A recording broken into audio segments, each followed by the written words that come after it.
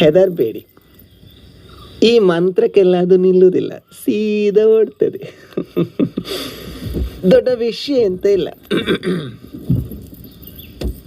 ಸುಪ್ರಂಸೋ, Sulochana from Someshwara, ಹಾಗೆ ಅಲ್ಲ ಹೆಸರು. ಅವರಿಗೆ ಪ್ರೇತಗಳು ಕಾಣ್ತದೆ.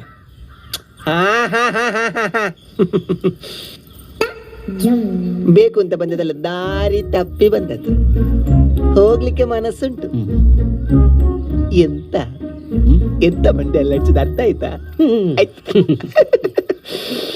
ಹೋಗ್ಲಿಕ್ಕೆ ಮನಸ್ಸುಂಟು, ನೀವು ದಾರಿ ಮಾಡಿ ಕೊಡ್ಬೇಕು. ಇದೆಲ್ಲ ಈ ದಾರಿಯಲ್ಲಿ ಹೋಗುದಿಲ್ಲ, ಅಂತರಂಗದಿಂದ ಬಹಿರಂಗ. ಹತ್ತಿರ ಬನ್ನಿ, ಹತ್ತಿರ ಬನ್ನಿ. ಇದಕ್ಕೆ ಎಂತ ಮಾಡ್ಬೇಕು? ದೊಡ್ಡ ವಿಷಯ ಅಲ್ಲ, ಒಂದು 3 ಕ್ರಮ.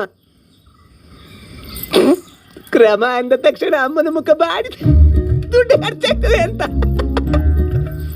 ನಾನು ಆ ತರದ್ದು ಜನ ಅಲ್ಲಮ್ಮ, ದುಡ್ಡು ಒಟ್ಟಾರೆ ಖರ್ಚು ಮಾಡಿಸೋದಿಲ್ಲ ಆಯ್ತಾ. ಮತ್ತೆ ಒಟ್ಟಾರೆ ಮೂಢನಂಬಿಕೆ ಮಾಡುದು ಆ ತರದ್ದು ಜನ ಸಹ ಅಲ್ಲ. ನಂದು ಕಾಲೇಜ್ ಎಲ್ಲ ಆಗಿದೆ, ಸರ್ಟಿಫಿಕೇಟ್ ತಂದಿದೆಯೇನಾ? ಯಾವ್ದಾದ್ರು ಒಂದೇಳ ಆಯ್ತಾ. ಹಿಂಸೆ ಮಾಡುದು, ನೋಯಿಸುದು, ಹೊಡೆಯುದು ಇದೆಲ್ಲ ಬೇಡ. ಸರಳವಾದ 3 ಕ್ರಮ.